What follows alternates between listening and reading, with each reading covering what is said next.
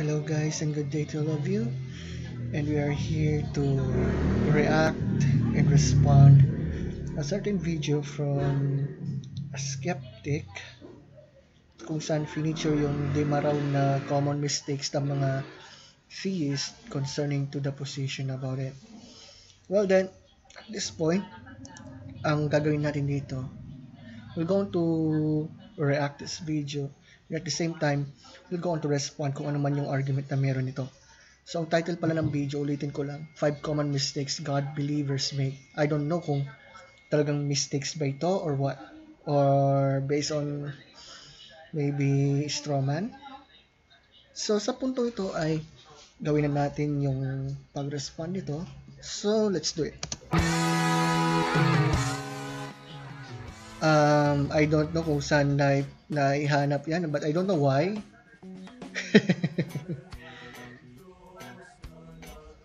Oh, great. As a theist dati, atheism was never really an option. Ang dami ko kasing objections sa atheism. Objections that were very effective in convincing myself na mali talaga ang atheism, that it's no different from other religions. Objections na when I think about them now were actually ill-informed and irrelevant. Tingnan natin later. So if you're the kind of theist who just wants to engage with an atheist, the common mistakes that I'm going to show to you might help para makapag-focus ka sa mga better arguments to prove your claim. Okay. So later on, tingnan natin. Yung sinasabing common mistakes di umano na nakumit ng mga naniniwala na may Diyos. And let us see if it is based on proper arguments, proper objections, or just a complaint. So let's do it. Just a reminder, the common mistakes na I'm going to mention in this video are just my observations sa mga theists na I have personally encountered and don't apply to all theists. Well, so at least sabi niya na opinion lang. But here's the question that I might have to ask dun sa gumawa ng video. Since you told that it is just an opinion, so does it mean it is just some sort of subjective opinion that you have, proving that atheism is just your opinion? Sa bagay, if atheism is true, lahat ng yan ay opinion lamang. By the way, tuloy na natin. Mistake number 1. You think atheism is just another religion. Okay, so yung first, sasabi na you think atheism is a religion. Ngayon, pakinggan muna natin yung kanyang sinabi bago tayo mag-respond. So, let's go. Nakasanayan mo kasi na pagduda ka na sa religion mo, one of the usual response is to simply find a better one. I'll find another. Hindi mo na-realize na option din naman pala ang not having a religion and being not convinced in the existence of God or gods.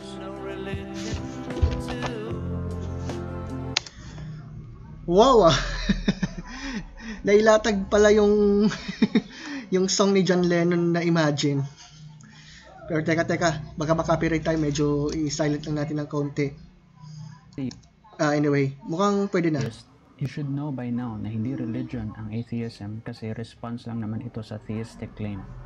The claim which is, there is a God, at yung response lang naman namin ay, hindi kami convinced na meron. Really? Tingnan natin later. Religion is the belief in and worship of a god or gods. What do you mean? Are you talking about Christianity here or something else? It is a system of designated behaviors, practices, morals, and worldviews that relates humanity to God or gods. These definitions have nothing to do with atheism, kaya please, wag mo na itong i-bring up before pa maging toxic yung usapan. Okay, so he pointed out na when it comes to atheism, nag-respond lang daw sila sa claim na may Diyos. But really? Well, let me read to you a book from Rice Brooks entitled God's Not Dead, Evidence for God in an Age of Uncertainty, so that we could recognize the issue concerning to it. So let me read here.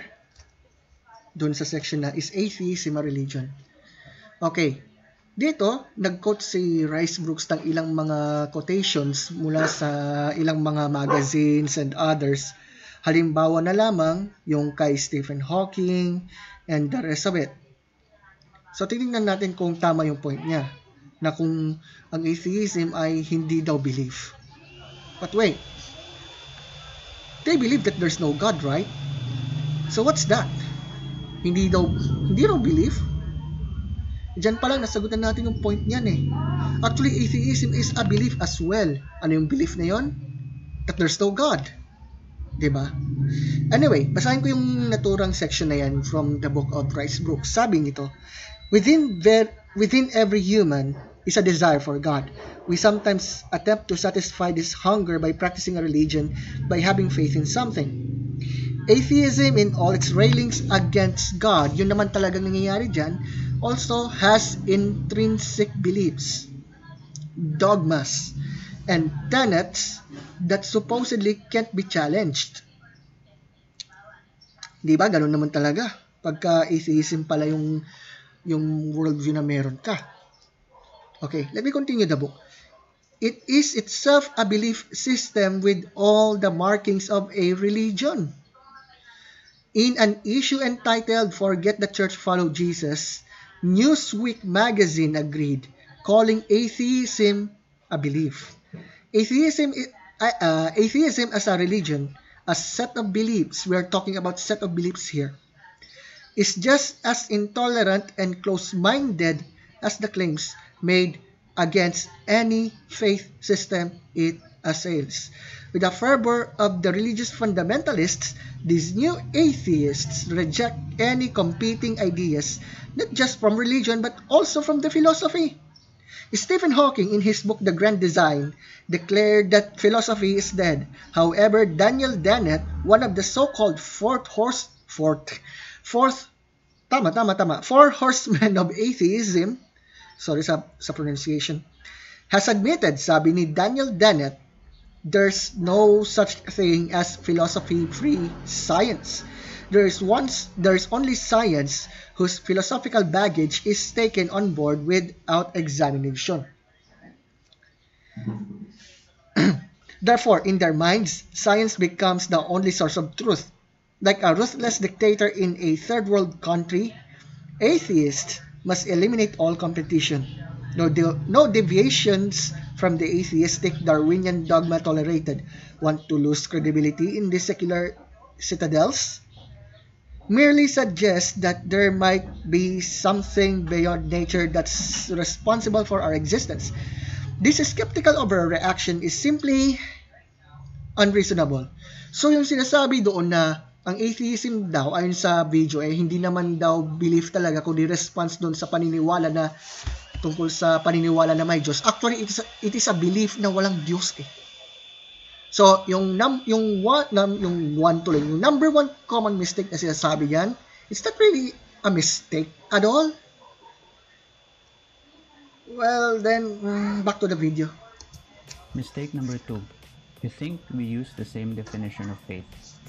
You often hear us saying that we find faith to be an unreliable and irrational guide to truth. Kaya ang usual mong response to that is to point out na kami din naman gumagamit ng faith. And we'll even hear you say na it takes more faith to be an atheist. Don't do that. Pinoint out mo nga ang hypocrisy sa statement namin, pero para mo naman ding inamin na unreliable method nga ang faith by committing the ikaw din naman argument, or mas kilala bilang tu quo qui o appeal to hypocrisy fallacy. And we're not actually being a hypocrite when we say your methods are inferior. When we say we have faith in science or we have faith in pilots to safely fly airplanes, ang ibig lang naman naming sabihin is we trust science and pilots kasi consistent sila in producing effective results, and that my strong confidence is based on evidence that can be verified. So if ang definition ng faith mo is the same as how I just described it, then that means your faith in God is based on evidence that can be verified. And when I say evidence that can be verified, I'm talking about the quality of evidence na ka-level ng flight logs, lisensya ng piloto, complete maintenance logs ng eroplano, and many other evidences for someone to be convinced na magiging safe nga talaga siya to ride airplanes.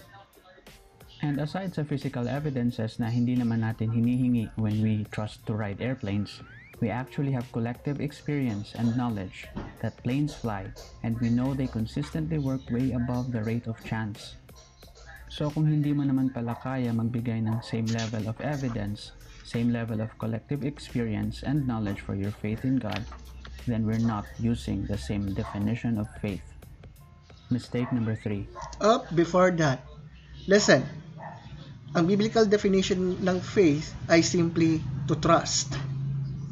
It's very ironic that the narrator of this video went on to believe, or let's say, put their trust in science. But wait, listen to this. Our atheistic friends went on to say that biblical faith is just believing without any certain evidence. But in the Bible, it even points out that faith means trust. Ayon nga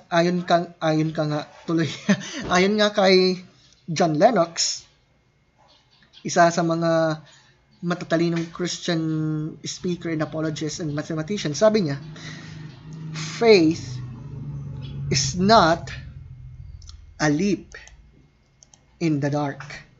It's the exact opposite. It's a commitment based on evidence. It is irrational to reduce all faith to blind faith and then subject it to ridicule. At sabi rin ni Dr. William Lane Craig, na siyang author ng librong Reasonable Faith at On Guard, sabi niya, reason is a tool to help us better understand and defend our faith. As Anselm put it, ours is a faith that seeks understanding. So sa madaling sabi, ang biblical point of view ng faith, kahit tignan nyo yung Greek word na pistis, it only points out to the fact about trust. And then, kung titingnan natin ang Biblia mismo, talagang makikita natin yung evidential faith dyan. So, hindi lang basta-basta parang, wala, naniwala lang kahit ganito, right? Yun lang, it's very ironic na yung narrator ng video, he pointed out on putting his, or let's say, their trust in science. Wala naman akong nakikitang mistake doon. Maliban sa isa.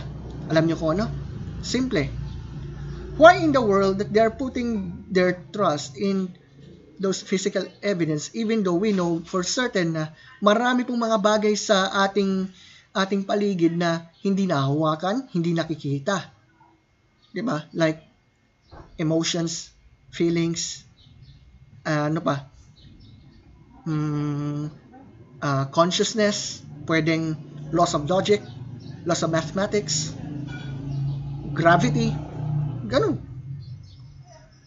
Anyway, ano daw yung ikatlong mistakes? You assume that we wouldn't want to change our minds. What motivating would ever change your mind? No one's ever going to convince me that the Word of God is. A lot of theists will confidently say na nothing will ever change their minds in believing that the Word of God is true. This is highly problematic, and I can't blame you if you have this very strong conviction na totoo talaga yung Diyos mo. What I have problems with is that you assume na we too wouldn't want to change our minds. Well, there are some atheists who went on to say na hindi na raw nababago ang kanilang position, or let's say presupposition concerning on their idea na wala raw Diyos. Pero sa bagay, naintindihan naman yun. Personally, since naging atheist ako, a big portion of my time was actually spent finding good arguments for God to force myself to believe again. And wait, here's my question. Okay. If Christianity were true, would you become a Christian? Yun ang tanong ko. Yan ang tanong ng mga Christians ngayon. Lalo sa mga kaibigan nating atheists ba? Mga skeptics. Ngayon, kung sasabihin mong hindi, tapos sasabihin mong hindi ka kumbinsido, despite of the facts that we have many evidence that God exists and Jesus rose from the dead, ang problema ay hindi sa mga evidence. Ang problema hindi sa intellectual. Ang problema po ay nasa will, nasa kalooban. Yun. I mean, what if I'm wrong, di ba? Pero at least doon sa narrator ng video, mukhang open pa rin siya doon sa possibility na may Diyos talaga. But anyway, ituloy natin yung video niya. Then I'd be spending my whole eternity in hell. Pero the more I get myself exposed to theistic arguments, the more I become convinced na I'm on the truth side so far. And I don't like being correct because alam kong hindi ako matalino and I always get things wrong. Kaya it's wrong to assume na we wouldn't want to change our minds because we do. This video is evidence itself na willing akong mag-change ng mind ko kasi I'm helping you to focus on the stronger arguments to convince us or prove us wrong and not the weak-ass arguments I've mentioned so far. Ang ganda ng movie na to. To be honest, talagang napakaganda. But anyway, let's point out this way. Sabagay, maganda yung kanyang sinabi na open pa rin siya sa mga evidence concerning about the existence of God, about the Bible, about the person of Jesus, which is very good pa rin.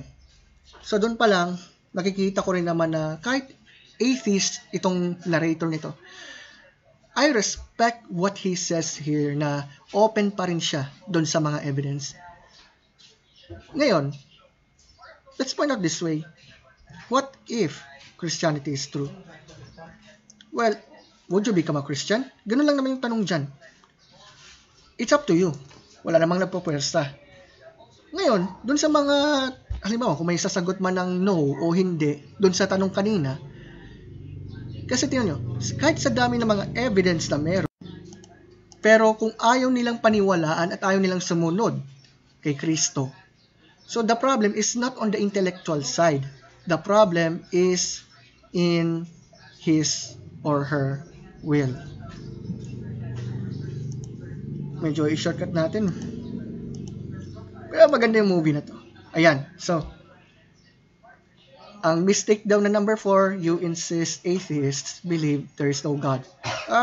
Pakinggan natin yung kanyang sinabi. So the idea that atheists believe there are no God or gods. Anong context dyan, sir? Are you talking about some of the so-called gods sa mga mythologies, or are you only talking about Christianity? Kasi napapansin ko, it sounds like you're talking about Christianity after all. Is that it? Sana naman maging malinaw naman sa context ito.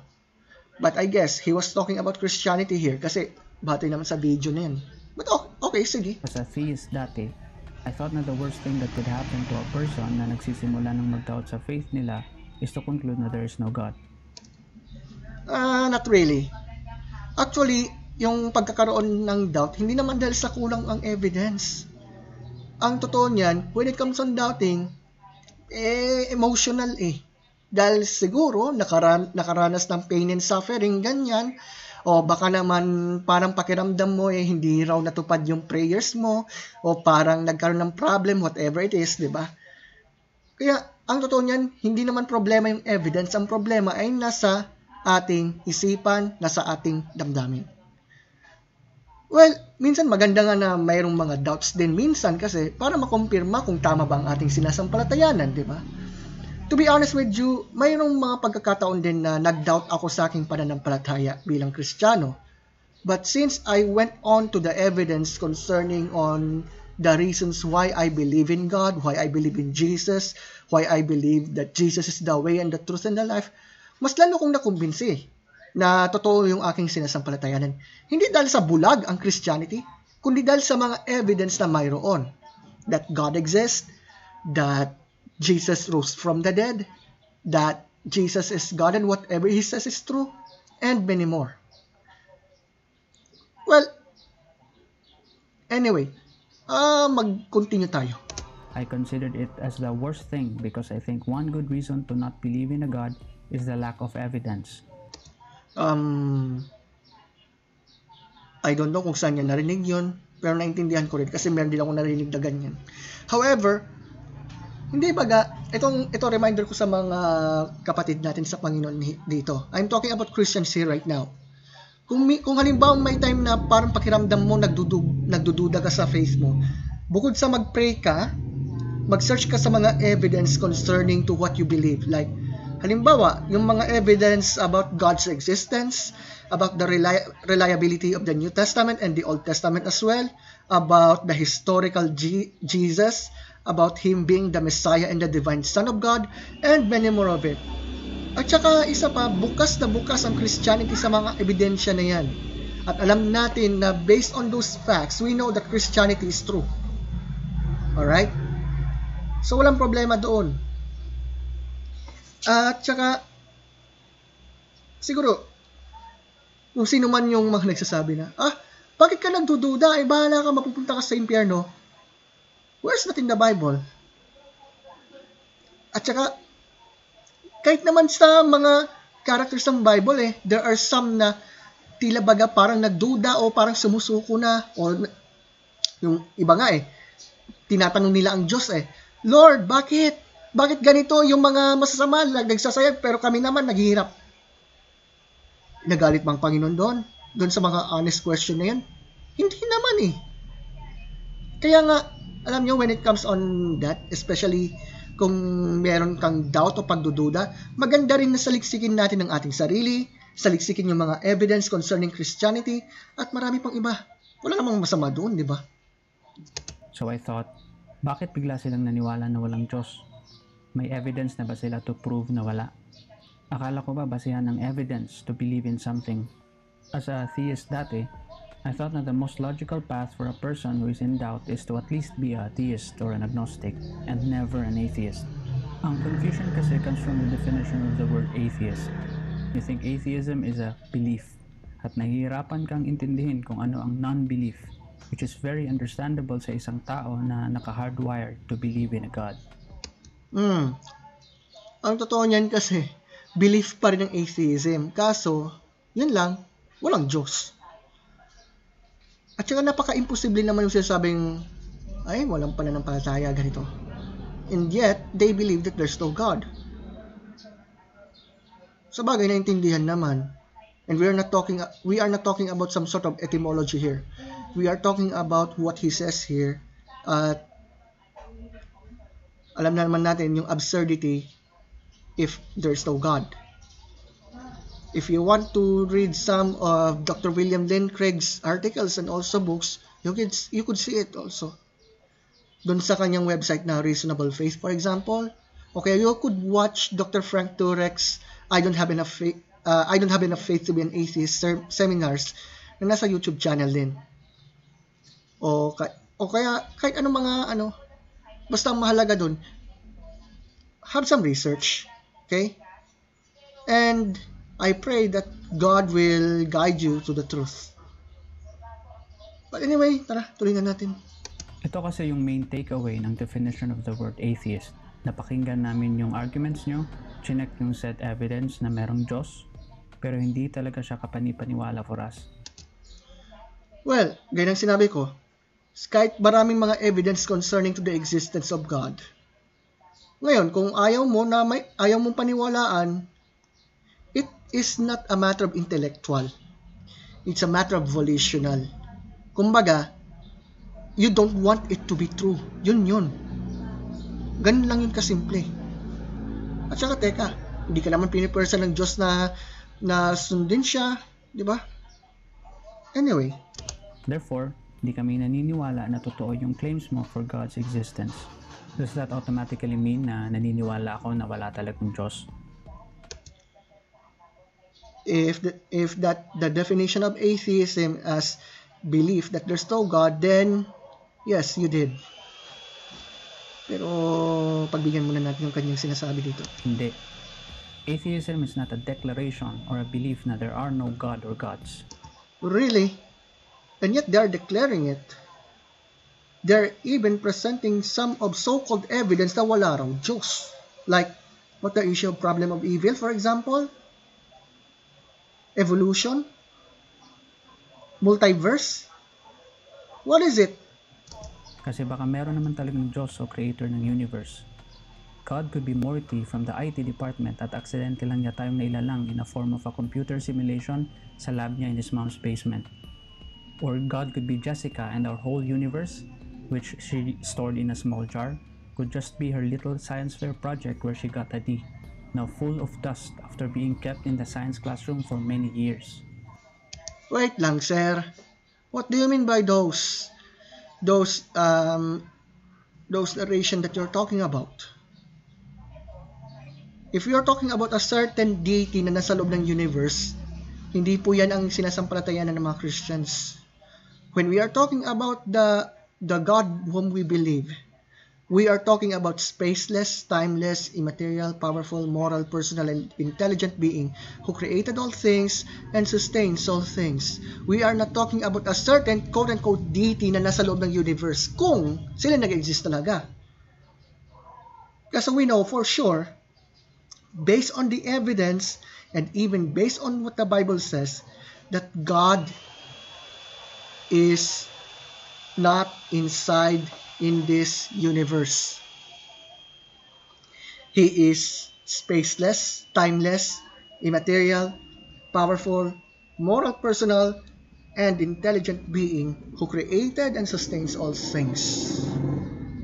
Well then, let's continue. Na-confuse mo kasi yung atheism ko sa whole God concept. Sa God mo lang ako hindi naniniwala, and will even take a step further to say na your God is fiction. How did you know that? And can even argue as to how and why using evidence and reason. Really? Using reason? Pero kung totoong atheism, moist robot lang tao, nagre-react lang. Hindi naman talaga nagrarason.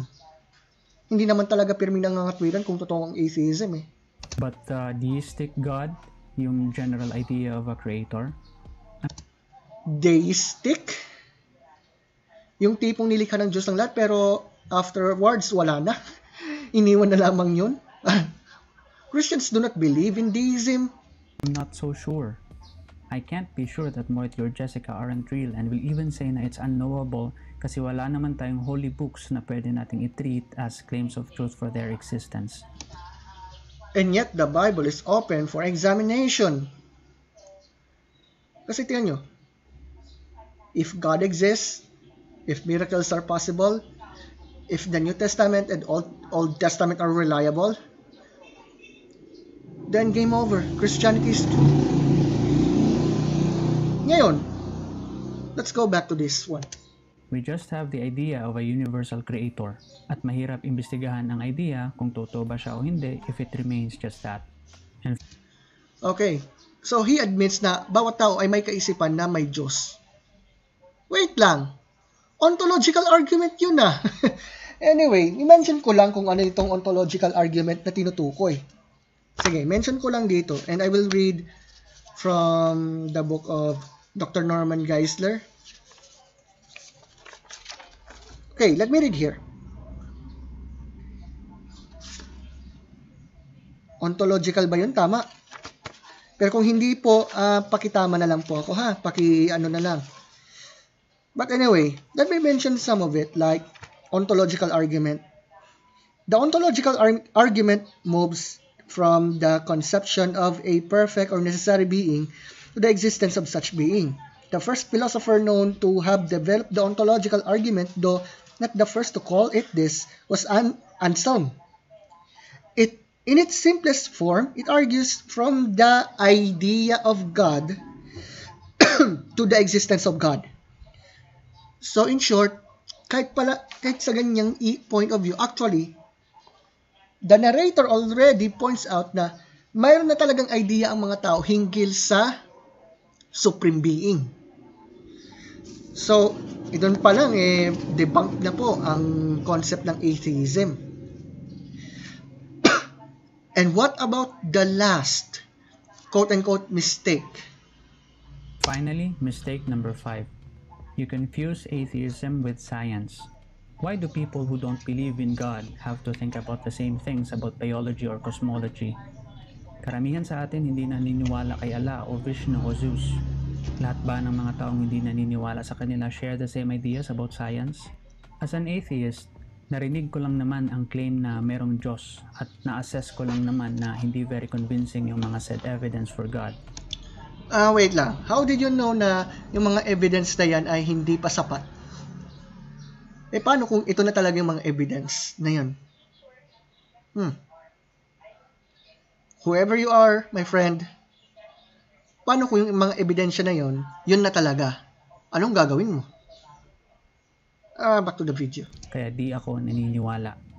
Ganoon lang po kasimple ang rason bakit atheist kami. We find your claims for God very unconvincing. So therefore, hindi naman ito issue tungkol sa so-called kulang ng evidence. Ito ay sa dahilang ayaw lamang nila itong paniwalaan. They don't want it to be true. Yun ang rason. Yun talaga yun. Pero the moment you hear someone say na atheist sila, it suddenly becomes appropriate to ask all kinds of questions about science. Hindi po kami mga scientist at hindi po kami expert sa mga theories nila. So am I. Kaso, kahit sa simpleng point of view lamang ng agham, o kahit tignan natin yung kalawakan, o kaya yung puno, o halaman, yung mga hayop, mga isda, mga ibon, yung mga bituin sa langit. Ito, mag-aminan tayo. Whether you're a Christian or an atheist, hindi tayong sentro ng universe. Kung tutusin, kung ikukumpara natin ang mundong ito sa kabuuan ng universe, para lang mikrobyo itong mundo eh. Now, if God exists, isipin mo nga yun, kapatid. Ganon kakamahal ng Diyos.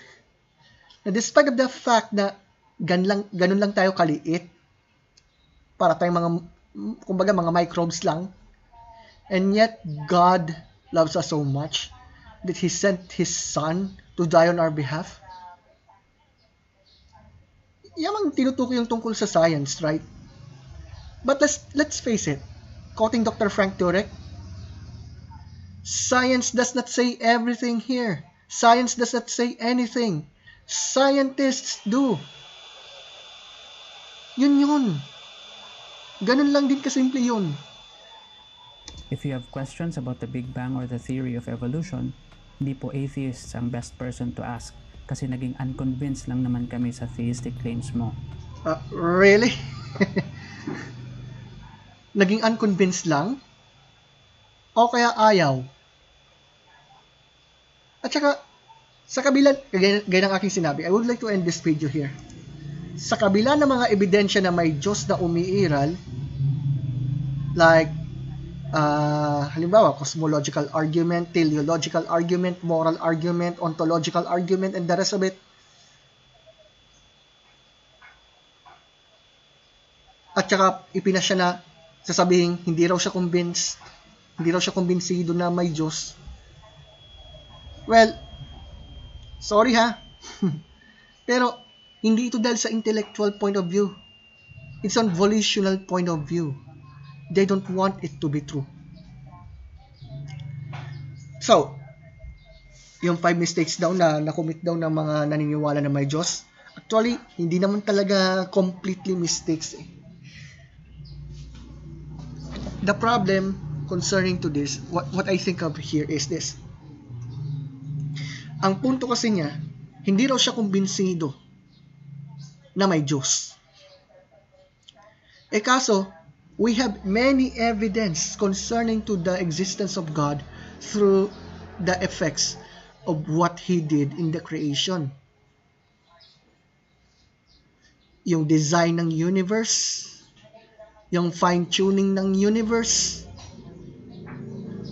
yung morality, yung persona ng Panginoong Jesus, at marami pang iba.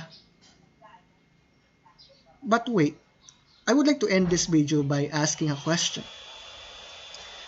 If Christianity were true, would you become a Christian?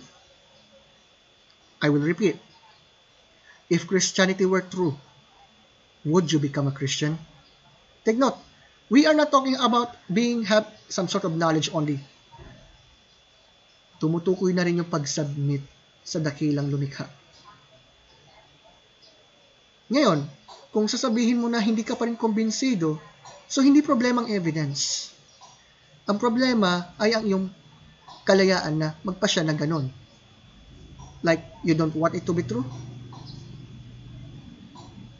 Pero dalangin pa rin namin na sa pananaliksik mo sa katotohanan, hindi lamang puro lamang sa isipan lang, kundi sa iyong puso. Kasi, if God exists and Jesus rose from the dead, may pag-asa tayo.